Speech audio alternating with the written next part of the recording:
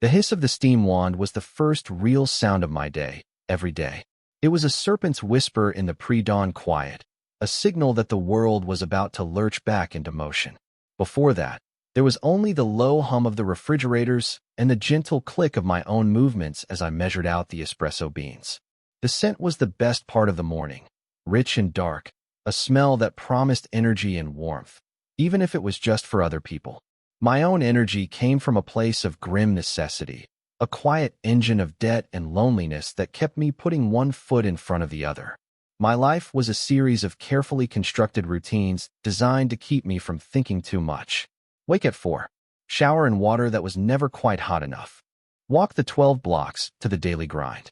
Flip the sign to open at precisely 5:30.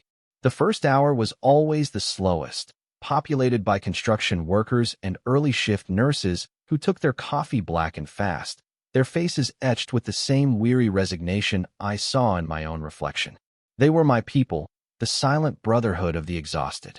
Then, at 6 o'clock, he would arrive. Alistair Finch. I only knew his name because it was embossed in subtle, silver lettering on the leather portfolio he sometimes carried. He was a creature from a different world. His suits were always perfectly tailored, dark wools that looked soft to the touch, and his shoes shone with a quiet, expensive gleam even under the harsh fluorescent lights of the cafe. He was older than me, maybe by 20 years, with threads of silver woven through his dark hair at the temples and fine lines around his eyes that suggested he smiled, or at least squinted at important documents, a great deal. He was my 6 o'clock ritual. A large black Americano, no room for cream. He never varied. He was always polite, his voice a low, calm baritone that cut through the morning fog. He'd say, "Good morning, Leo," and the simple act of him knowing my name felt like a small, warm stone in the palm of my hand. I'd seen him on the cover of a business magazine once while waiting at the dentist. Finch Holdings. Real estate, tech investments, the kind of wealth that was abstract and incomprehensible to someone who counted tips to see if they could afford to fix the rattling noise in their ancient car. I had, over the months, developed a quiet, one-sided fascination with him. It was a safe kind of longing. I observed him the way an astronomer observes a distant star, aware of its heat and light, but with no real expectation of ever getting closer. I noticed the way his gaze was direct and steady, never dismissive. I noticed the way his hands were clean and well-kept, but looked strong, like they could fix things. He was a fixed point in the shifting landscape of my monotonous days, a brief, 3-minute encounter that I both anticipated and dreaded, because it always ended, and I was left alone again with the hiss of the steam wand. That Tuesday started like any other. The air outside was damp and cool, promising a rain that hadn't yet decided to fall. The bell above the door chimed at 6 on the dot. I looked up from wiping down the counter, and there he was. He offered a small, tired smile. "Good morning, Leo." His voice was a little rougher than usual, as if sleep had been a stranger. "Morning, Mr. Finch." "The usual?" I asked, my own voice sounding thin in comparison. "Please." He slid a $10 bill across the counter. As I turned to pull the shot, I caught my reflection in the polished chrome of the espresso machine. I looked pale, with dark circles under my eyes that my meager sleep hadn't touched. I felt a familiar pang of inadequacy, the stark contrast between his tailored composure and my frayed existence. I handed him his coffee, our fingers brushing for a fraction of a second. A tiny, insignificant spark that I would probably overanalyze for the rest of the day. "Keep the change, Leo. Have a good day." He turned and walked out, the bell chiming his departure. I watched his silhouette disappear down the street, a tall, steady figure merging with the gray morning. I busied myself with the change, folding the bill and tucking it into the tip jar, my mind already settling back into its groove of quiet melancholy. The bell chimed again at 6:05. I didn't look up immediately, assuming it was the first of the office workers. "Be right with you," I called out, rinsing the portafilter. "No rush." I froze. The voice was unmistakable. I turned slowly, my heart giving a strange, unfamiliar lurch. It was him. Alistair Finch stood just inside the door, the paper cup still in his hand, his expression unreadable. He had come back. My mind raced through a dozen possibilities. Did I give him the wrong drink? The wrong change? Did he forget something? His portfolio wasn't with him. He just stood there, a quiet island in the empty cafe. "Mr. Finch, is everything okay with the coffee?" I asked, my hands suddenly clumsy as I dried them on my apron. He took a step closer to the counter, his gaze steady on my face. It felt less like the gaze of a customer and more like something else, something more personal and assessing. It made the back of my neck prickle with a strange heat. "The coffee is perfect, thank you," he said, his voice low and even. I came back for something else. I waited, my breath held tight in my chest. This was it. The breaking of the routine. The deviation from the script I had come to rely on. He reached into the pocket of his overcoat and pulled out a small, white paper bag. It was from the bakery 2 doors down, the one with the fancy pastries I could never afford. He placed it on the counter between us. "I noticed you looked tired this morning." "More than usual," he said, and the directness of his observation felt both invasive and incredibly kind. "I thought you might not have had time for breakfast." I stared at the bag, then back up at his face. The lines around his eyes seemed softer now. He wasn't looking at me as a barista, as a functionary in his morning routine. He was looking at me. Leo, the tired kid with the dark circles under his eyes. You didn't have to do that," I stammered, feeling a blush creep up my neck. It was such a small thing, a croissant or a muffin, but it felt monumental. It was an act of seeing. "I know," he said simply, "but I wanted to." "Eat it before it gets cold." He gave a slight nod, a gesture of finality, and then he turned and left for the second time. The bell a soft punctuation to the most bewildering 5 minutes of my life. I stood there for a long moment, the scent of coffee mingling with the warm, buttery smell from the paper bag. The quiet foundation of my world had just settled in a way that felt entirely new. A long locked door in my chest had just been nudged open. The pastry was a warm, flaky almond croissant. It was the best thing I had tasted in years. I ate it slowly, leaning against the counter as the sun finally began to bleed over the rooftops, a new and uncertain light filling the small cafe. The routine was broken, and I had no idea what would happen at 6 o'clock tomorrow. The next day, I was a bundle of nerves. I repolished the already gleaming chrome of the machine. I arranged the sugar packets into a perfect, obsessive stack. I kept glancing at the clock, my stomach twisting into a tight knot. What was I supposed to say? "Thanks for the pastry"? It sounded so inadequate. Was I supposed to pretend it didn't happen? That felt impossible. The gesture had replayed in my mind all night. A small, warm ember in the cold expanse of my solitude. 6 o'clock came and went. The bell remained silent. A cold dread, sharp and familiar, began to seep into my bones. Of course, it was a one-time act of pity. He'd seen a tired service worker and performed a random act of kindness. Now he was embarrassed, or simply didn't want to create an awkward situation. He was probably getting his coffee somewhere else, somewhere he wouldn't have to face the kid he'd bought breakfast for. The thought was surprisingly painful. I had grown so accustomed to his presence that its absence felt like a physical void. At 6:30, just as I had resigned myself to the new, empty reality, the bell chimed. Alistair Finch walked in. He wasn't wearing a suit today, but a pair of dark trousers and a soft gray cashmere sweater that made him look younger, more approachable. Less like a CEO and more like a man. "Good morning, Leo," he said, his tone as calm as ever, betraying nothing of my internal turmoil. "Mr. Finch," I breathed, a wave of relief so potent it almost made me dizzy. "You're late." The words were out before I could stop them. Too familiar, too presumptuous. A corner of his mouth lifted in a small, genuine smile. I had an early call. It ran over. He stepped up to the counter. The usual, "Please," my hands moved on autopilot, grinding the beans, tamping the espresso, the familiar motions of comfort. I worked in silence, my mind racing. I had to say something. I couldn't let the moment pass. As I slid the finished cup across the counter, I took a breath. "Thank you for yesterday," I said, my voice barely above a whisper. "The croissant. You really didn't have to." He paused, his hand hovering over the cup. His gaze met mine, and it was that same steady, assessing look from the day before. "I told you, I wanted to," he said. "Did you enjoy it?" "Very much," I admitted, feeling the heat rise in my cheeks again. "It was, thank you." "You're welcome, Leo." He held my gaze for a moment longer, a silent communication passing between us that I couldn't decipher but felt deep in my chest.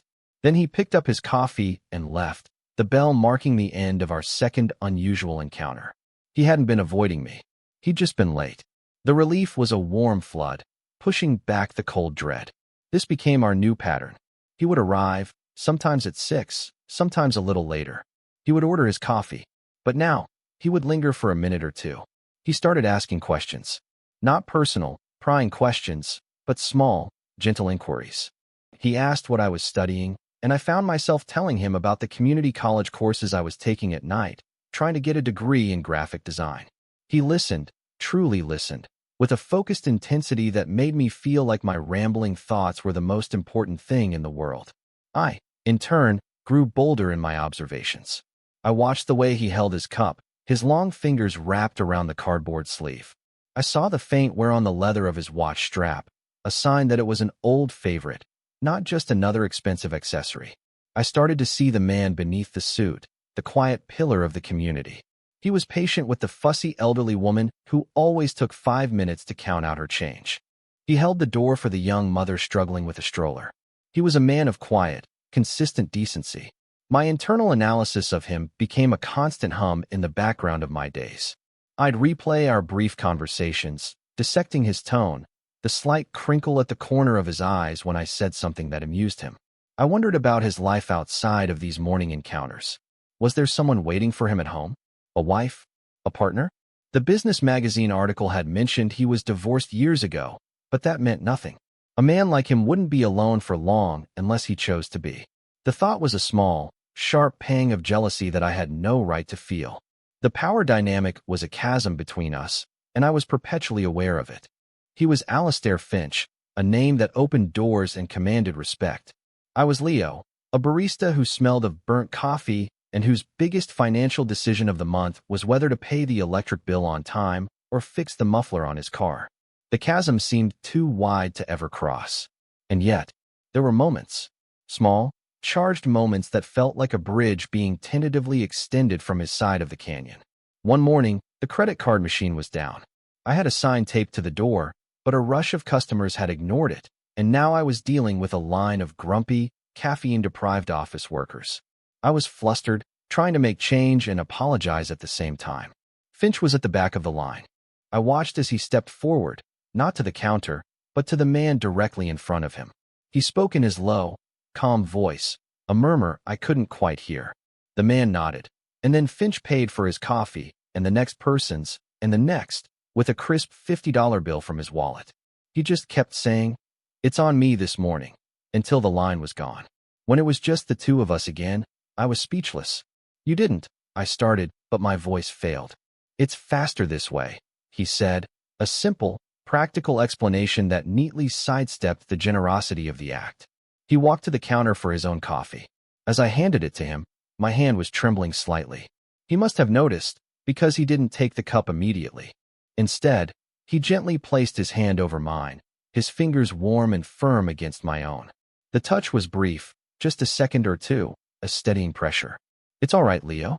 Just a machine," he said, his voice soft. But it wasn't just a machine. It was the weight of his gaze, the soft gravity of his touch. It was a moment of contact that felt deliberate and meaningful, a clear signal in the static of my life. He took his coffee, gave my hand one last, gentle squeeze, and left. I stood there, my palm tingling, my heart hammering against my ribs. The chasm between us suddenly didn't seem quite so impossibly wide. The first real snow of the season arrived a week later, a thick, wet blanket that snarled traffic and turned the city into a hushed, monochrome world. My car, a relic from a bygone automotive era, chose that evening to finally give up the ghost. It died with a sad, metallic sigh in the parking lot of the community college, 3 miles from my apartment and a world away from a warm bed. My phone was dead. The college was locked up for the night. I was stranded. I started walking, my thin jacket no match for the biting wind and swirling snow. My shoes were soaked within minutes. I was cold, miserable, and utterly alone. Headlights would occasionally slice through the gloom, illuminating the pathetic picture I must have made, a half-frozen figure trudging through the slush. I'd walked for nearly an hour when a sleek, dark sedan slowed beside me. The passenger window glided down. "Leo." I squinted against the glare of the headlights. It was Alastair Finch. For a surreal moment, I thought I was hallucinating from the cold. He was the last person I expected to see on this deserted stretch of road in the middle of a snowstorm. "Mr. Finch, what are you doing here?" I asked, my teeth chattering. "I have a board meeting at the university campus up the road tomorrow morning. I decided to stay at a nearby hotel to avoid the traffic," he explained calmly, as if running into his barista on the side of the road in a blizzard was a perfectly normal occurrence. "Get in. You're freezing." It wasn't a request. It was a quiet command, but one laced with such obvious concern that I didn't even think to argue. I stumbled around to the passenger side and slid into the heated leather seat. The warmth was shocking, a blissful wave that made my frozen limbs ache. The interior of the car smelled faintly of leather and something clean and masculine, a scent I immediately associated with him. "Thank you." I managed, my voice hoarse. "My car broke down back at the college. I'll have my assistant arrange for a tow in the morning," he said, already pulling smoothly back onto the road. "Where do you live?" I gave him my address, feeling a fresh wave of humiliation. My apartment building was a shabby, run-down place on the wrong side of town. It was another stark reminder of the chasm between our worlds. He didn't comment, just nodded and followed the directions from his car's navigation system. The silence in the car wasn't awkward. It was comfortable, filled only by the soft swish of the wipers and the low hum of the engine. I watched his hands on the steering wheel. They were steady and competent, guiding the powerful car through the treacherous conditions with an easy confidence. It was in these small moments of shared experience, away from the transactional space of the coffee shop, that I felt like we were just two people. Not a CEO and a barista. Just a man who needed help, and a man who was giving it. When we pulled up in front of my building, the shabby reality of it seemed even more pronounced next to his expensive car. I braced myself for a quick, polite drop-off. "Thank you again, Mr. Finch. I don't know what I would have done." I reached for the door handle, but he spoke, stopping me. "Alistair," he said. I turned to look at him. "What?" "My name is Alistair," he repeated, his gaze serious. "I think we're past the Mr. Finch stage, don't you?" The offer of his first name felt like another bridge, a significant one. It was an invitation to a different kind of relationship, a step closer. "Alistair," I tried it out. It felt strange and right on my tongue. "Thank you, Alistair. You're welcome, Leo." He paused, his expression thoughtful. He seemed to be wrestling with a decision. "I know this is forward," he began, his voice a little hesitant for the first time I'd ever heard it. "But I'm concerned about you getting that car fixed. I know mechanics can be expensive." Here it was. The moment where the chasm reappeared, where wealth became a factor. I stiffened, my defenses rising. "I'll manage." He must have seen the shift in my posture, the guard going up in my eyes. He held up a hand, a placating gesture. "I'm not offering you money, Leo," he said, his tone gentle but firm. "I'm offering a recommendation. I have a mechanic I've used for years. He's honest, and he does good work. I could call him, ask him to take a look. He could bill me, and you could pay me back when you're able. No interest, no pressure. Just a way to help." He was giving me all the power. He was framing it not as charity, but as a loan, a structured arrangement that preserved my dignity. He was actively trying to mitigate the power imbalance, to make his offer something I could accept without feeling like a project.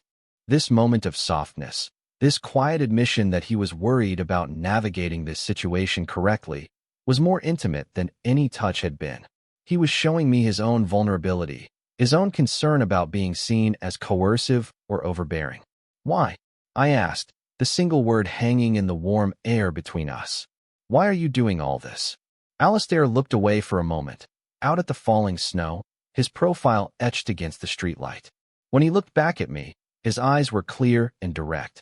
"Because I've been coming into your coffee shop for 6 months, and you are the first person who has made me feel like a person instead of a name on a magazine cover," he said simply. "Because you have a kind, tired face, and you make an excellent cup of coffee." And because I wanted to, the honesty of his answer disarmed me completely. The walls I had so carefully constructed around my heart crumbled into dust. He wasn't trying to buy me or fix me. He was just seeing me. And he was letting me see him, too. A man who was perhaps just as lonely as I was, despite the cashmere and the luxury sedan. "Okay," I whispered, the word feeling ridiculously small for the magnitude of the moment. "Okay, Alistair." "Thank you." He gave me a small, relieved smile. It transformed his face, erasing the last of the corporate CEO and leaving only the man. Good. Now get inside before you freeze again. I got out of the car and walked to my apartment door, feeling the weight of his gaze on my back. It wasn't a heavy weight. It was warm and protective. For the first time in a very long time, I didn't feel entirely alone in the storm. The next week was a blur of subtle shifts. Alistair arranged for the tow, and his mechanic, a gruff but fair man named Sal, called me to say the repairs were manageable. Alistair paid the bill, and when I tried to discuss a repayment plan, he just waved it off. We'll sort it out later, Leo. It's not a priority. His casual dismissal of what was, to me, a huge sum of money, was another reminder of our different worlds, but now it felt less like a chasm and more like a simple fact, a piece of context rather than an insurmountable barrier. He started texting me. Simple things, at first. Hope your day is going well. Did you get home all right? Each message was a small ping on the radar of my life, a confirmation that I was on his mind even when we weren't in the same room. I'd find myself checking my phone constantly, a silly, hopeful flutter in my chest every time it lit up. At the coffee shop, our conversations deepened. We moved past my classes and into more personal territory. He told me about his daughter, who was my age and lived in California. He spoke of her with a mixture of pride and a quiet sadness that I recognized as the ache of a loving parent living far from their child. He never spoke about his ex-wife. He never spoke about his work unless I asked. And even then, he was succinct, as if he was eager to shed the skin of Alistair Finch, CEO, and just be Alistair. But the unspoken thing between us grew, a tension that was both thrilling and terrifying. It was in the way our eyes would meet and hold for a second too long over the counter. It was in the way he'd sometimes lean in closer to hear me over the hiss of the steam wand, his clean, subtle scent filling my senses. The air around us felt charged, humming with a quiet electricity. The tipping point came, as it often does, from an outside source. My coworker, Maya, a perpetually cheerful and incredibly nosy girl, had been observing our morning interactions with keen interest. One afternoon, during a lull, she cornered me while I was restocking the milk. "So," she said, her voice full of conspiratorial glee, "you're 6A, M Silver Fox.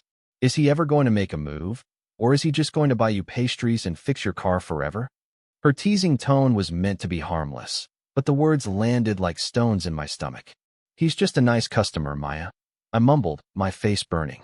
"A nice customer who looks at you like you're the only person in the room?" she countered, raising an eyebrow. "Leo, honey, that man is gone for you. It's written all over his face. The question is, what are you going to do about it?" Her words echoed in my head for the rest of the day. That man is gone for you. Was it that obvious? Was I so transparent in my own yearning?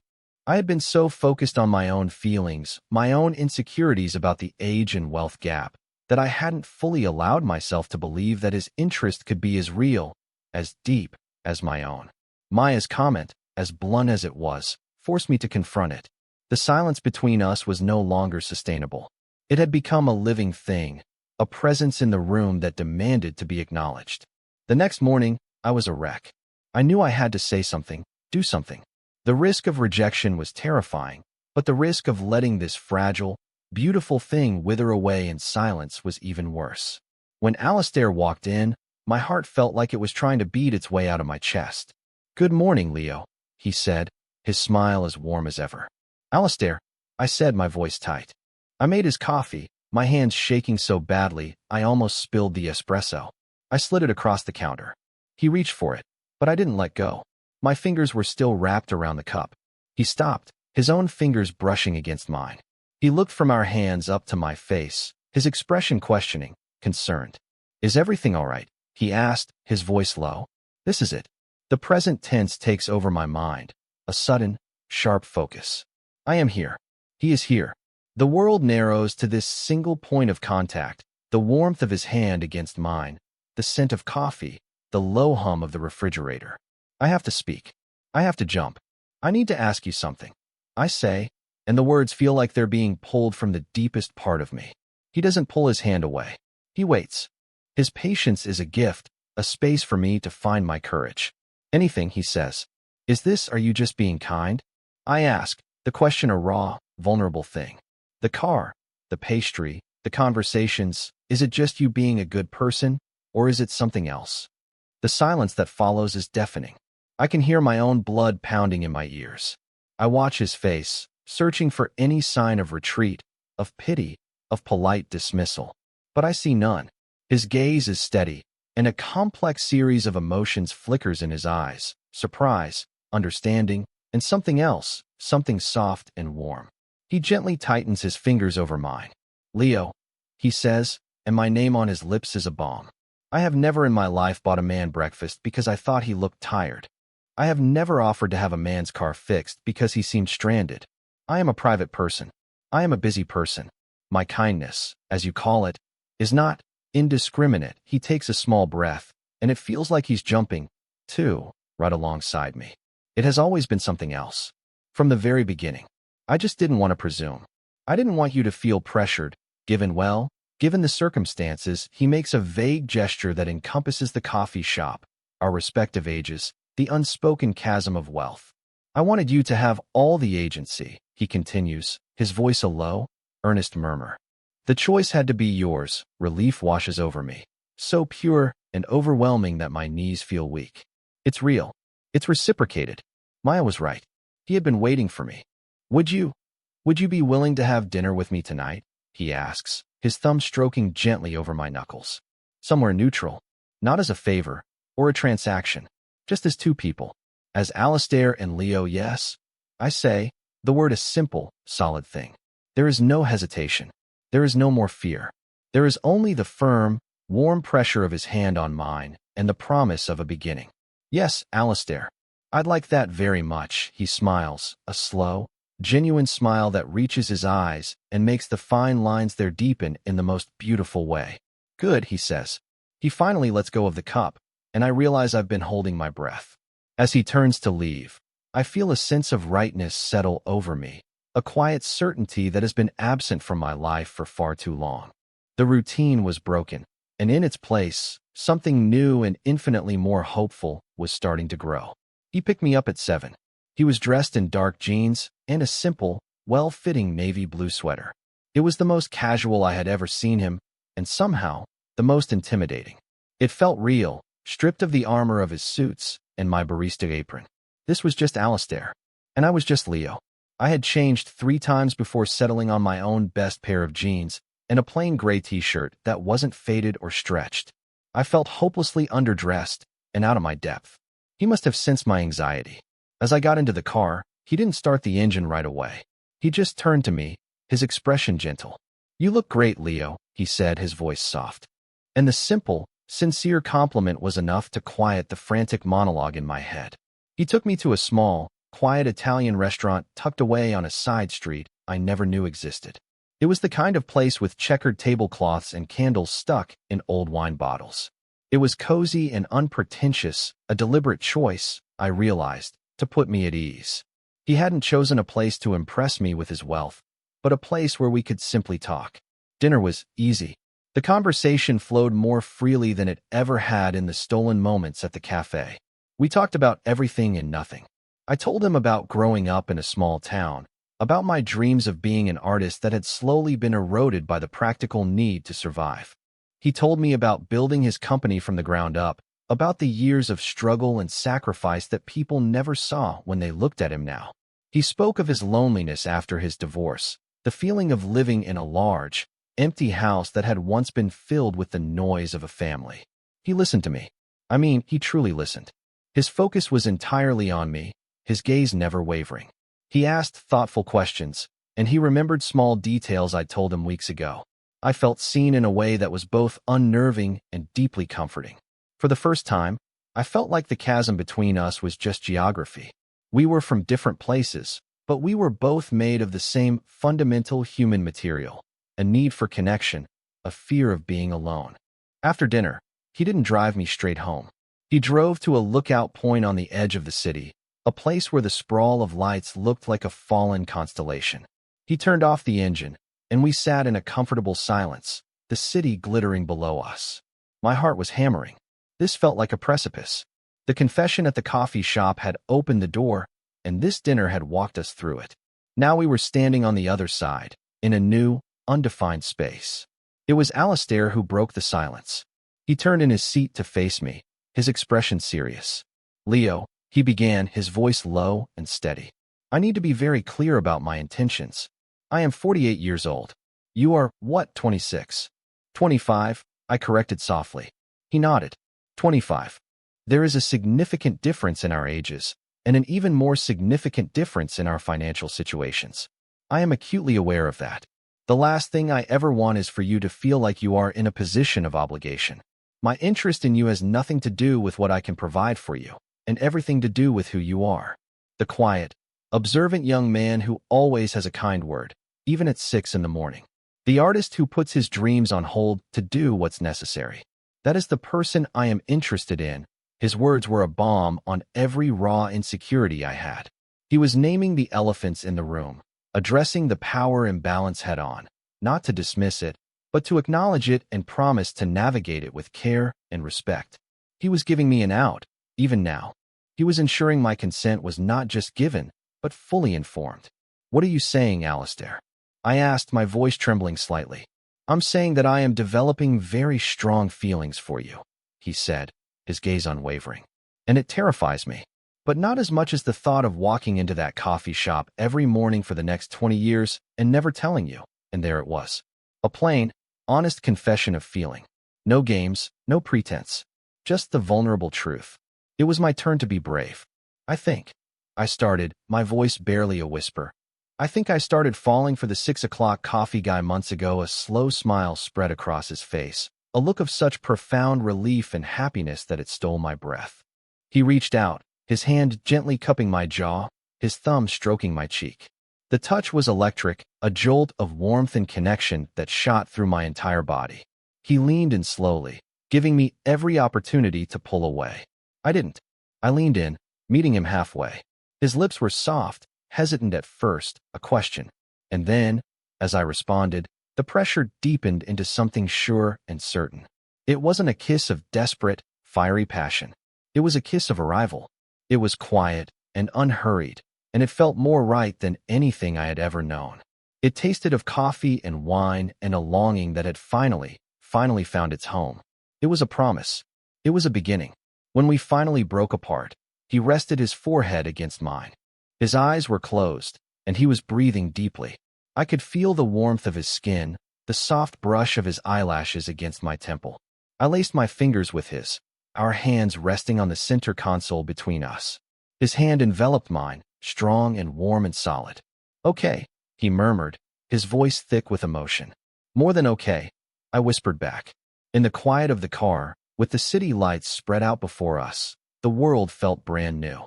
The loneliness that had been my constant companion for so long had finally receded, replaced by the steady, grounding presence of the man beside me, the man who had come back for breakfast. The next morning, I woke up with a familiar knot of anxiety in my stomach. The night before had felt like a dream, a perfect, shimmering moment suspended in time. But in the harsh light of morning, doubt began to creep in. The insecurities I had carried for so long didn't just vanish overnight. What now? Was I his boyfriend? The word felt foreign and ill-fitting. What would people think? Maya's teasing voice echoed in my head, and I imagined the judgment in the eyes of his business associates, his friends, his daughter. The chasm that had felt so small last night now seemed to yawn wide again. My phone buzzed on the nightstand. It was a text from him. "Good morning, Leo. I hope you slept well. I'm already looking forward to my coffee." The simple message was a lifeline. It was normal. It was steady. It was Alistair. I took a deep breath and sent a reply. "Slept great. The coffee will be waiting." When he walked into the cafe that morning, there was a new, subtle energy between us. To anyone else, it would have looked like any other day. He ordered his Americano. I made it. But his smile was just for me, a private, intimate thing. And when I handed him the cup, his fingers lingered against mine for a beat longer than necessary. A small, secret reassurance. He must have sensed my lingering unease, because as he turned to leave, he paused. "I have a suggestion," he said, his voice low enough that Maya, who was busy in the back, couldn't hear. "A boundary, for your comfort." I looked at him, intrigued. "Here," he said, gesturing to the cafe around us. "I am just Alistair Finch, your 6 o'clock customer. And you are Leo, the best barista in the city. Whatever is happening between us, it stays outside these walls. This is your space, your place of work. I don't want to complicate that for you or make you uncomfortable. The relief was so immense it felt like I could finally breathe properly. He was, once again, anticipating my anxieties and proactively creating a solution that protected me. He was giving me back my professional space, ensuring that our nascent relationship didn't encroach on my livelihood or my independence. It was one of the most thoughtful things anyone had ever done for me. Okay, I said, my voice full of gratitude. Thank you, Alistair, of course, he said. I'll text you later. I'd like that. He left, and I watched him go, a warmth spreading through my chest that had nothing to do with the steam from the espresso machine. He wasn't just interested in me. He was invested in my well-being. He was building a foundation of trust and respect, one thoughtful gesture at a time. Our relationship unfolded slowly, deliberately, in the spaces outside the cafe. We had more dinners.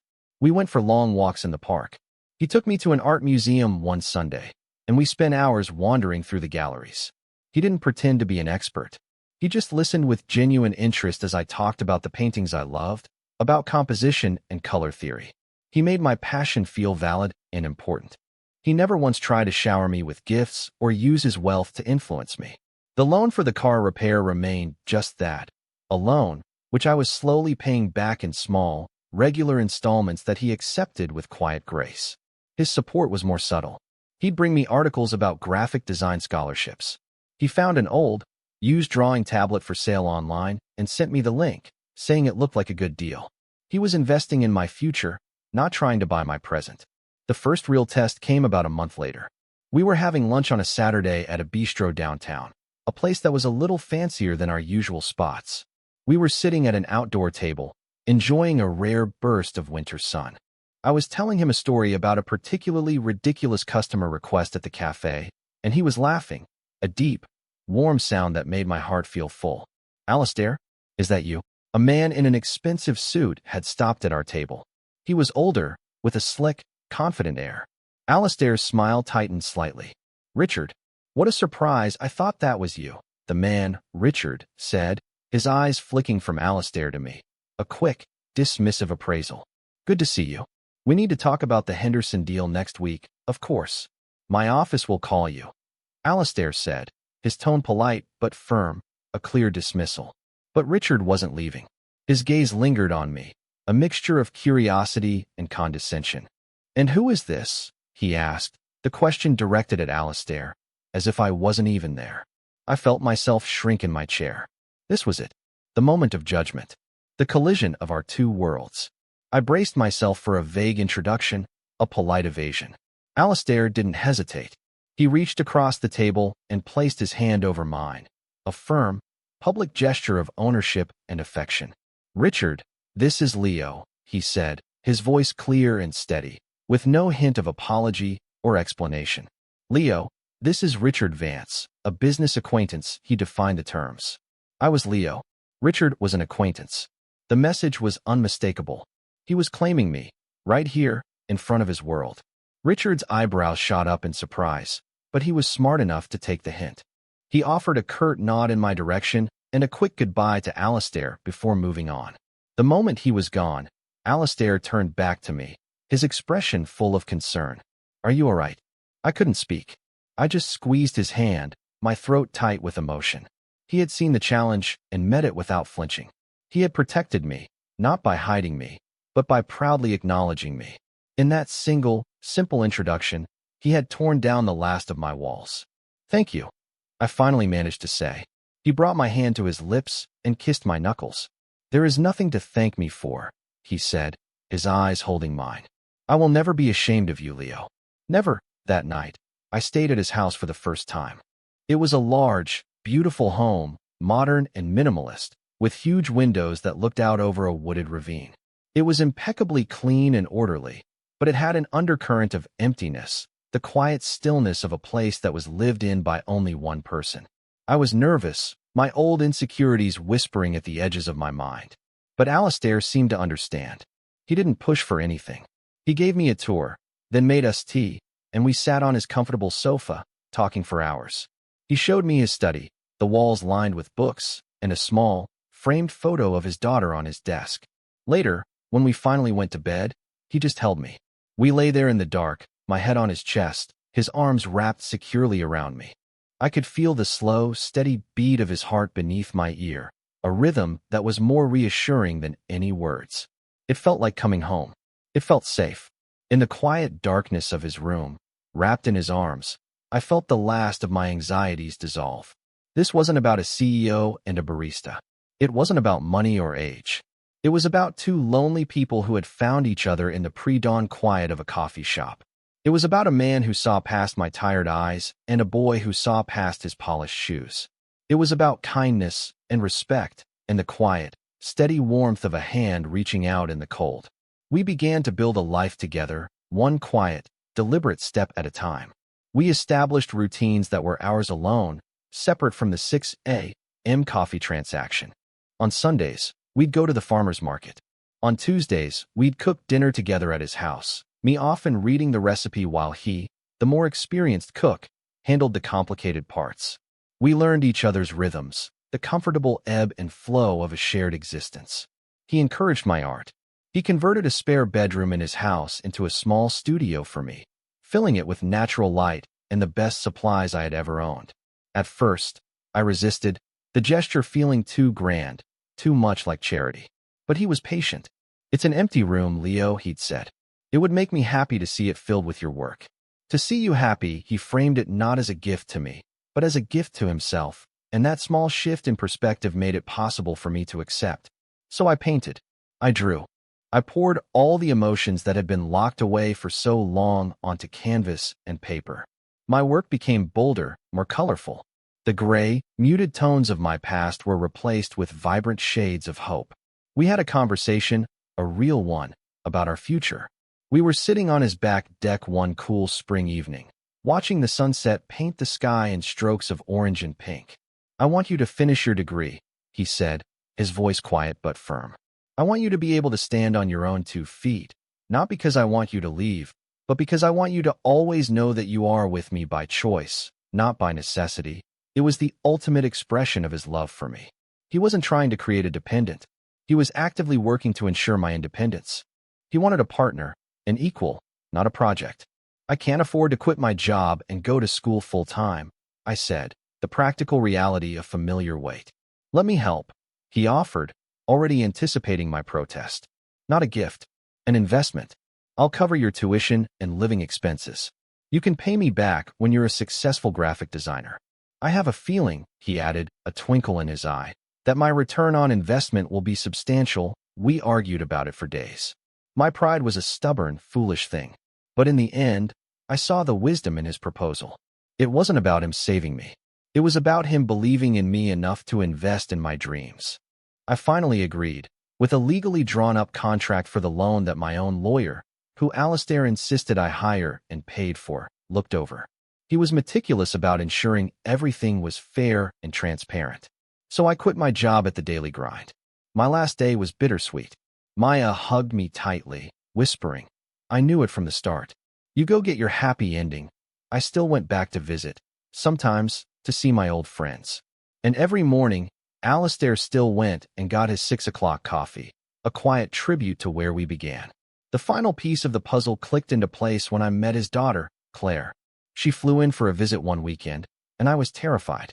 Her approval felt like the final gate I had to pass through. She was bright and funny and had her father's kind eyes. She looked at me not with suspicion, but with open curiosity. That evening, while Alistair was on a work call, Claire and I sat in the living room. "You make him happy," she said, her statement simple and direct. "I haven't seen him this relaxed, this content, since before the divorce. He's not performing for you. He's just, Dad, he makes me happy, too," I said, my voice thick with emotion. "I know," she smiled. "Thank you for that." Her acceptance was a gift, a final, quiet validation of our relationship. Our life isn't a fairy tale. We have disagreements. The differences in our backgrounds and experiences sometimes lead to misunderstandings that we have to carefully navigate. His world of boardrooms and balance sheets is still foreign to me, and my world of anxieties and artistic frustrations is sometimes a mystery to him. But we always talk. We always listen. We always come back to the steady foundation of respect and love that we built. This morning, I woke up in Alistair's bed. The sun was streaming through the large windows, and the birds were singing in the trees outside. He was still asleep, his arm draped over my waist, his breathing slow and even. I watched him for a long moment. The man who had changed my life with a pastry and a quiet question. The silver at his temples shone in the morning light. The lines around his eyes were soft in repose. I slipped out of bed and went to the kitchen. I ground the beans, the same blend from the daily grind, which he now bought by the pound, and pulled a perfect shot of espresso. I added hot water, just the way he liked it. I carried the cup back to the bedroom and placed it on his nightstand. His eyes fluttered open as I sat on the edge of the bed. He smiled, a slow, sleepy smile. "Good morning, Leo," he murmured, his voice rough with sleep. "Morning, Alistair," I said, leaning down to kiss him. "I brought you your coffee." He reached for the cup, his hand steady and warm. As he took his first sip, his eyes met mine over the rim of the mug. In his gaze, I saw it all: the quiet beginning, the gentle unfolding, the steady, abiding love that had become the new foundation of my world. The chasm was gone. In its place was a home, built not of money or status, but of two people choosing each other every single day. The man who had once been my 6 o'clock customer was now simply my morning, my noon, and my night. And I knew, with a certainty that settled deep in my bones, that he always would be. Share your thoughts in the comments. What moment stayed with you? If the story resonated, a like helps others find it.